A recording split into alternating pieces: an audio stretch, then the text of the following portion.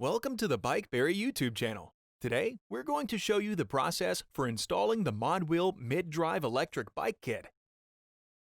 This kit is available with a 36-volt 350-watt motor or a 48-volt 500-watt motor. To complete your installation, you will need the following tools: a socket wrench with 14mm and 15mm sockets, a crank arm removal tool, a bottom bracket removal tool. These tools will vary depending on your bike, a set of Allen wrenches, zip ties, a can of compressed air, adjustable wrench. To complete this kit, you will need a battery, and we have a few options available: our water bottle mount mod wheel battery, our rear rack mounted battery, and our ModWheel 52-volt battery. For this installation, we will be using the 52-volt ModWheel battery.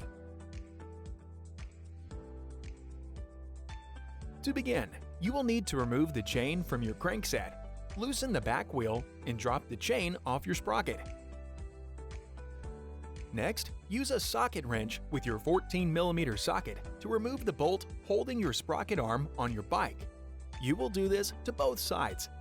Next, you will want to use your crank arm removal tool. Screw on your crank arm removal tool and make sure it is tight. Be sure you start tightening by hand first to prevent cross-threading. Once that is screwed on, start tightening your spindle driver. As you tighten the driver, your crank arm will begin to lift off. You will feel a lot of resistance at first, but that resistance will start to go away as you get closer to removing the crank. Repeat the process on the other side.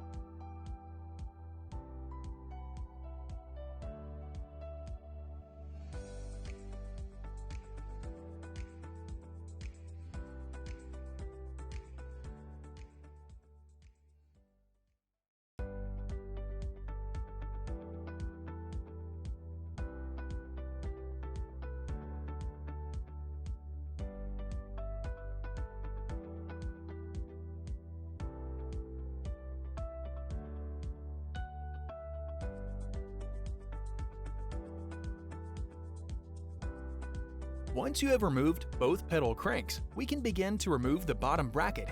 The bottom bracket tool you need may vary depending on your bike, so be sure you have the correct tool. Once you have the correct tool, begin on the non-drive side of your bike. Be sure to apply constant pressure as you loosen the bottom bracket so you do not strip it.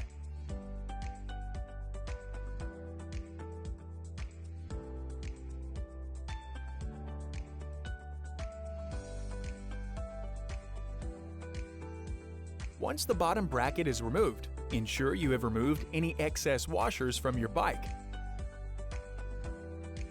Now that you have removed your bottom bracket, we can move on to installing the motor.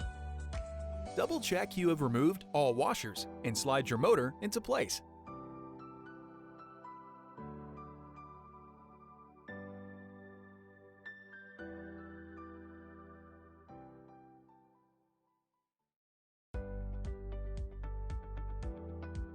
Once the motor is in place, you can install the small bracket that came with your motor. Slide this over your bottom bracket slot and hand tighten it. Once you have it hand tightened, lift the motor up so it is as close to the frame as possible.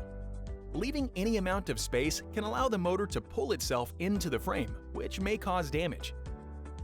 Once you have the motor in place, continue to tighten the bracket until the motor is tight and has no movement. Now you can slide on the first bearing cup. Tighten this by hand first to avoid cross-threading. Then use the tool included in your kit to fully tighten the first bearing cup.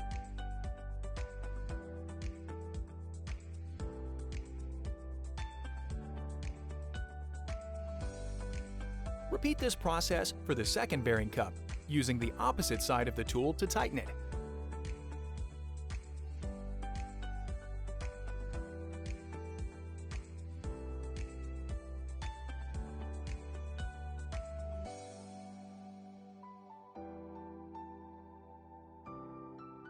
Now that your motor has been installed, you can install your pedal cranks.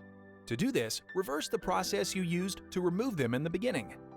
Make sure to look at the pedal cranks to confirm which side they belong on. Now, slide your crank arm on and use the provided bolt to tighten the arm into place. Make sure you tighten as much as possible, since this process is what pushes your crank arms into place.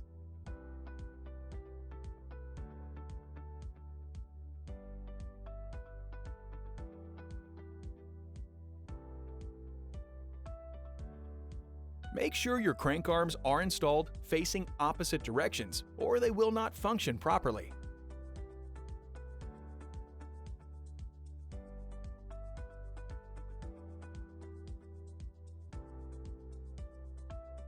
Once the crank arms are tightened, it's time to install your pedals. Hand tighten first, then use your wrench to fully tighten your pedals.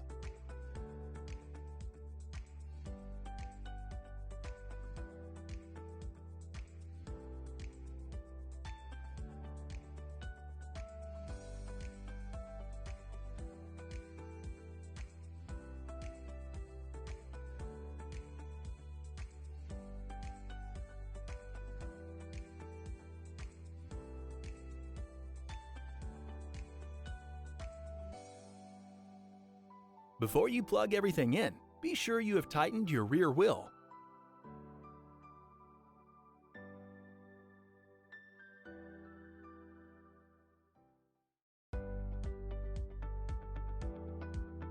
Now you can use your can of compressed air to remove your handlebar grips and move on to your brake levers. Before you can remove your brake levers, loosen your brakes so the cables have plenty of play.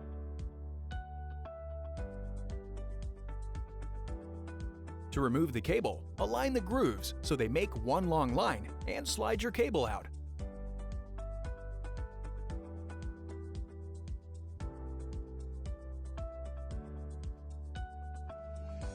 Loosen and remove your existing brake levers and slide your speedometer, thumb throttle, and replacement brake levers on in whichever order suits your wants best. We put our thumb throttle and speedometer on the left side of the handlebars for ease of access.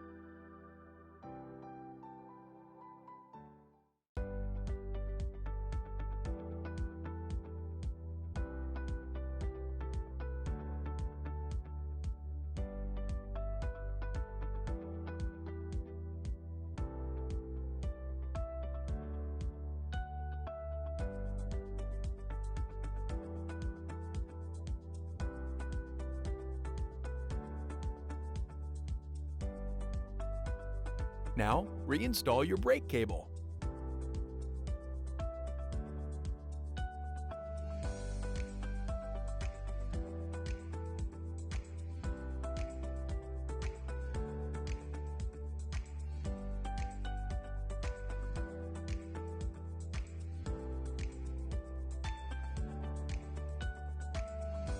Next, we can plug in all the wires. Make sure the arrows on the casings always point towards each other. This will show you the proper direction for plugging in the wires. All the wires are color-coded for easy installation.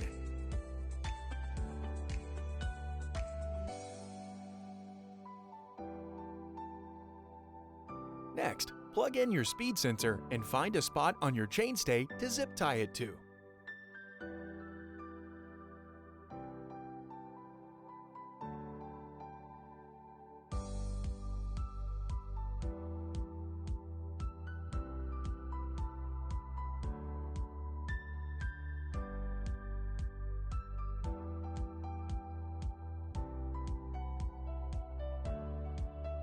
Find a spot on the spokes where the magnet comes as close as possible to the sensor without touching it.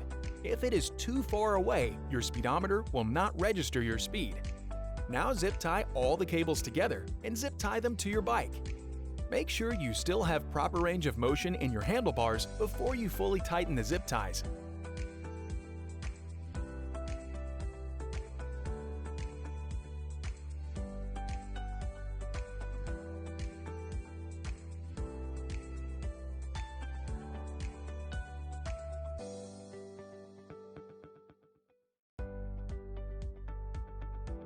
Lastly, install your chosen battery holder and test your kit to make sure it's all installed correctly.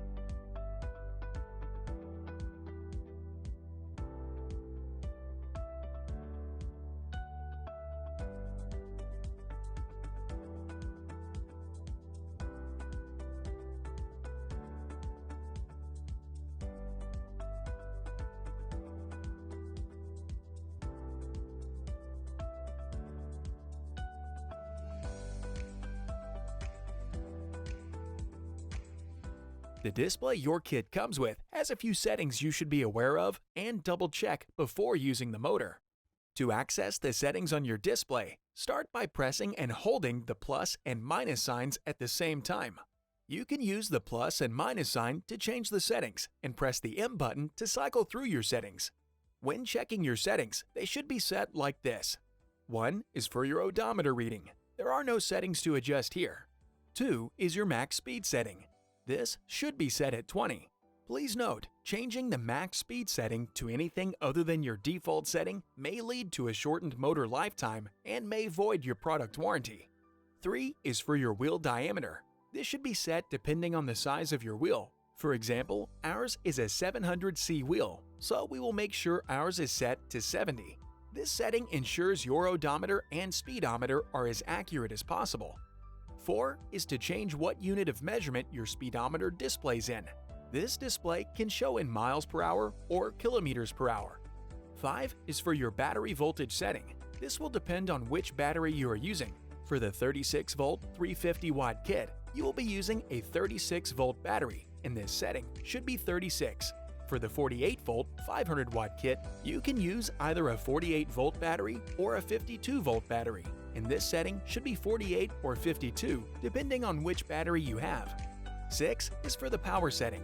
Your motor has 3 different settings available. 1 equals Eco mode, 2 equals Standard mode, 3 equals Sports mode. Similar to cars, Eco mode means less power but increased battery life, whereas Sport mode means more power but less battery life. This setting is up to you, but we recommend leaving the motor on Standard. Once you are done adjusting your settings, simply press the plus and minus button at the same time to go back to your main screen.